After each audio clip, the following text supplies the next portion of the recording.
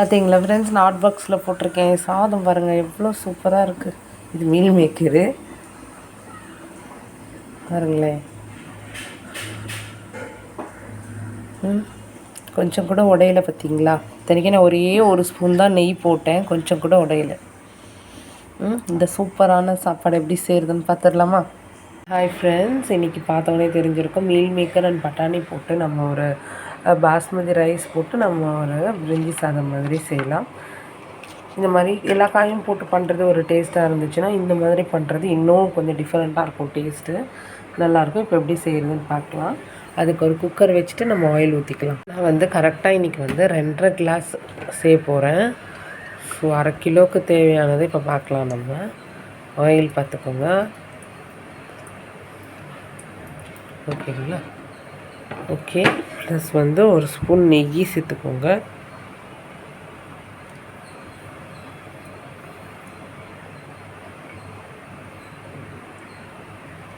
ரெண்டும் நல்லா சூடாகி வரட்டும்.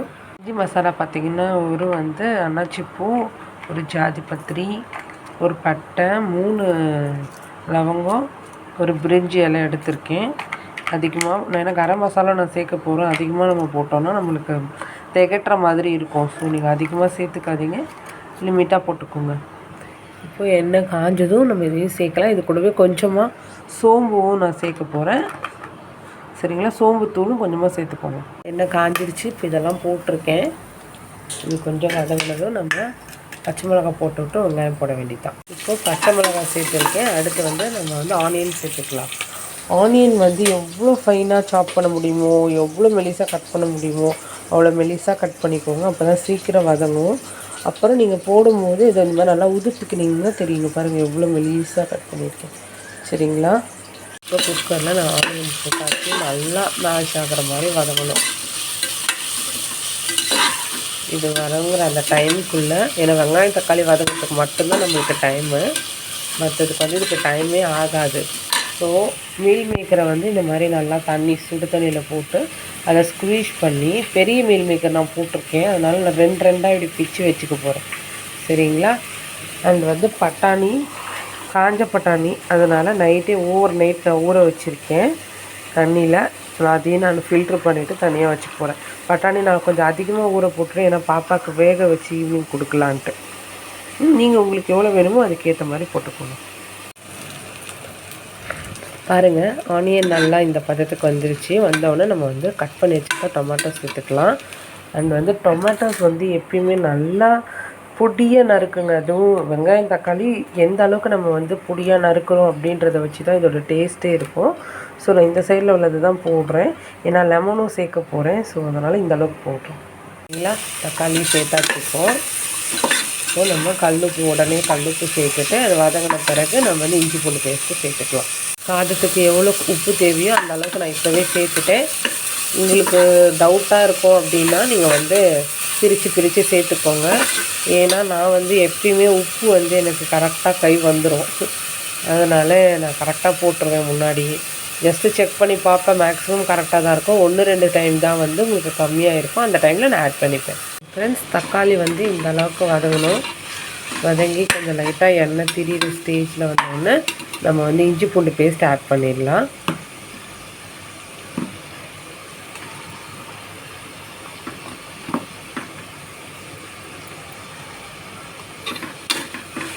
அரை கிலோ தானே, அதுவும் நம்ம வெஜ்ஜு தானே செய்கிறோம், அதுவும் ரொம்ப காயும் போடலாம். அதனால் இந்த இஞ்சி பூண்டு பேஸ்ட்டே போதுமானது. இது கொஞ்சம் வதங்கினதும் நம்ம பட்டாணி மீல் மேக்கர் போட்டுட்டு நம்ம வந்து கொஞ்சமாக காரத்துக்கு தனி மிளகாத்தூள் சேர்க்கலாம். இப்போது இந்த மாதிரி கொஞ்சம் வதங்கின உடனே நீங்கள் புதினா, கொத்தமல்லி ஒரு கைப்பிடி, ரெண்டும் சேர்ந்த மாதிரி ஒரு கைப்பிடி போதும், ரொம்ப தேவையில்லை. ஏன்னா நான் 1/2 கிலோ தான் செய்கிறேன், அதுக்கு இதுவே போதுமானது இல்லை. இந்த அளவே புதினா, கொத்தமல்லி, சரி. இது போட்டு கொஞ்சம் வதங்கின உடனே நம்ம மீல் மேக்கர் பட்டாணி போட்டுடலாம். இப்போ பாருங்கள், பட்டாணி மீல் மேக்கர் நான் சேர்த்துட்டேன். இதுக்கப்புறம் வந்து கரம் மசாலா, லெமனு, தயிர், இது 3த்தையும் நம்ம இந்த ஸ்டேஜ் இது வந்து ஒரு வதக்கி விட்டு ஒரு ஃபியூ மினிட்ஸ்லேயே நம்ம அதை 3த்தையும் சேர்த்துடலாம். அந்த 3த்தையும் இது சேர்ந்து வந்து வதங்கணும். பாருங்கள், கரம் மசாலா,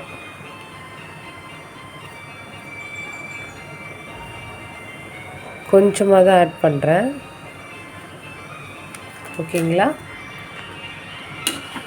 கொஞ்சமாக கரம் மசாலா சேர்த்துருக்கேன். அடுத்து லெமனு, தயிர் நம்ம ஆட் பண்ணிக்கலாம். கொஞ்சமாக சக்தி மிளகாத்தூள் நான் சேர்த்துருக்கேன்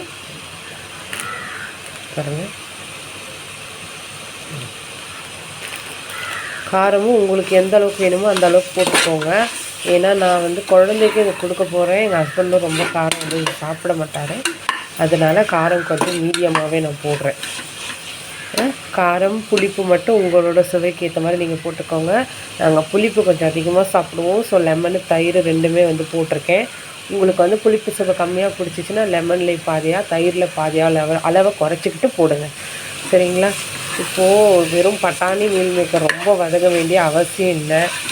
அதனால் நான் வந்து இப்போ தண்ணி ஊற்ற போகிறேன். ஃப்ரெண்ட்ஸ், நான் வந்து எதில் அரிசி அளந்தீங்களோ அதுலேயே 1க்கு 1.5 அப்படின்ற ரேஷியோவில் நான் தண்ணி ஊற்றிருக்கேன். நான் 2.5 கிளாஸ் போட்டேன். ஸோ 4 கிளாஸ் தண்ணி ஊற்றிருக்கேன். அண்ட் வந்து அரிசி வந்து 1/2 ஹவருக்கு மேலே ஊற வச்சுருக்கேன்.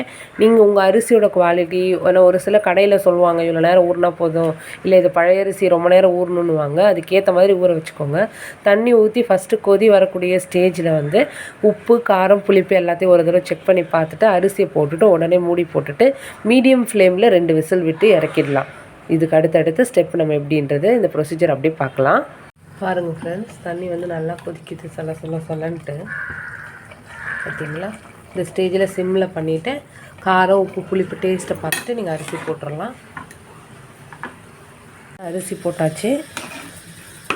அரிசி பாருங்கள் சுத்தமாக உடையலை. ஏன்னா நீங்கள் வாஷ் பண்ணுறேன்ற பேரில் ரொம்ப போட்டு நீங்கள் அரிசியை போட்டு இது உடைக்கக்கூடாது.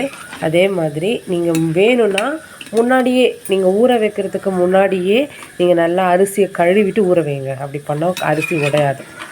இப்போது அரிசி ஜஸ்ட்டு இந்த தண்ணியில் வந்து அப்படியே மூழ்கணும். அந்தளவுக்கு தண்ணி இருக்கான்னு செக் பண்ணிவிட்டு தான் நீங்கள் எப்போவுமே விசிலை மூடணும்.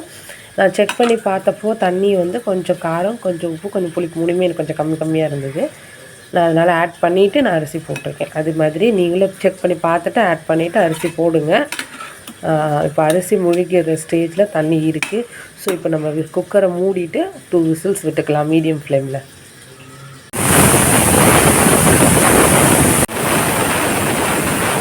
ஸ்டீம் நல்லா அடங்கிடுச்சு. நான் ஓப்பன் பண்ணியிருக்கேன். பாருங்கள் எவ்வளோ சூப்பராக இருக்குன்ட்டு பார்க்குறதுக்கே. நான் வந்து இந்த மாதிரி நார்மல் இதுக்கெலாம் கலர்லாம் போட மாட்டேன். ரைஸ் பார்த்திங்களா எப்படி வந்திருக்குன்ட்டு. இப்போ இது கீழேக்கு மேலேக்கு ரொம்ப போஸ்ட் பண்ணாமல் அப்படியே லைட்டாக கலரி விட்டுட்டு நம்ம ஹாட் பாக்ஸில், ஏன்னா நான் ஆஃப்டர்நூனுக்கு தான் நான் சாப்பிட போகிறேன். ஸோ ஹாட் பாக்ஸில் போட்டுட போகிறேன். பாருங்கள் எவ்வளோ சூப்பராக இருக்குன்ட்டு. நம்ம வச்ச தண்ணி 2 விசில் ஸ்டீம் அடங்க கரெக்டாக இருந்திருக்கு.